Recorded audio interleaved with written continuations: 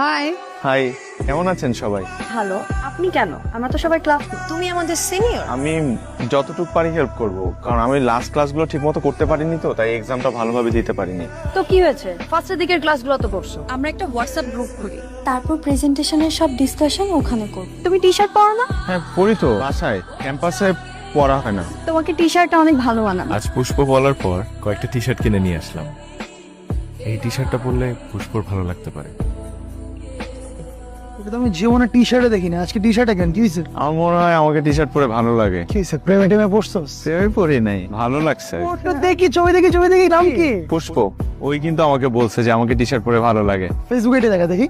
ফেসবুকে সার্চ দিছি পুষ্প দিয়ে, ফুলের বাগান আসছে। পুরা নাম দিয়ে সার্চ দে। পুরো নাম তো জানি না। জানোস না, আজকে জানবি, প্যারা নাই, শুভ কাজে দেরি করতে নাই, চল। আজকে তো তোমাকে অনেক সুন্দর লাগছে। তোমার নোটগুলো কিন্তু খুব কাজে লাগছে। Thank you. নোট কি শুধু একজনকে দেয়া হচ্ছে? তোমার লাগলে তোমাকেও দিব। আর দিতে হবে না। পুষ্প, তোমার পুরো নাম কি? নাচকি নাহার পুষ্প।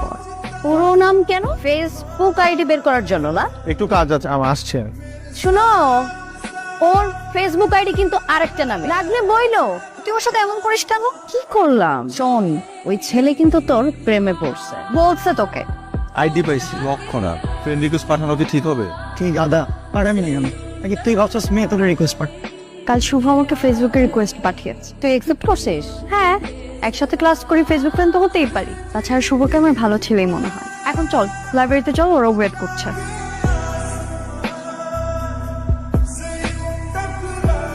এভাবে একটা মাস পার হয়ে যায়, স্বপ্নের মতো কাটলো একটা মাস। তোমাকে শাড়িতে খুব সুন্দর লাগছে। আর আমি তোমাকে কয়েকটা ছবি তুলে দেই। ওয়াও, অনেক সুন্দর হয়েছে। হোয়াটসঅ্যাপে পাঠিয়ে দিও।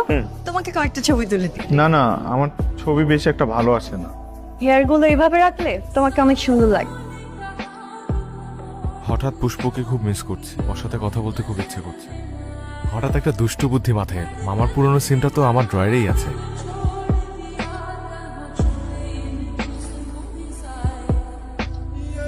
প্রথম দিন পুষ্পর কোনো রিপ্লাই না পাওয়াতে একটু হতাশ হলেও কোনো এক অজানা প্রেম আমার উপর ভর করে। কিন্তু পরদিন আবার পাঠালাম। আপনি কি আমাদের ইউনিভার্সিটির কেউ? রুদ্র আমার নাম। বাকি পরিচয়টা না হয় পরেই জানলেন। পুষ্পর সাথে রুদ্র নামে এভাবেই কথা আমার শুরু। এই প্রথম নিজের মধ্যে ভালোবাসার অন্যরকম একটা অনুভূতি অনুভব করলাম। এভাবে রুদ্র নামে আমাদের কথা হলো।